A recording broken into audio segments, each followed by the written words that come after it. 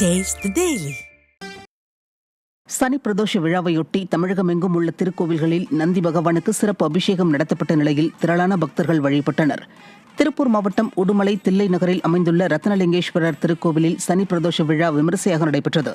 100 ஆண்டு பழமை வாய்ந்த இந்த கோவிலில் சனி பிரதோஷத்தையொட்டி நந்தி பகவானுக்கு 16 வகையான திரவியங்களை கொண்டு சிறப்பு அபிஷேகங்கள் நடத்தப்பட்டன.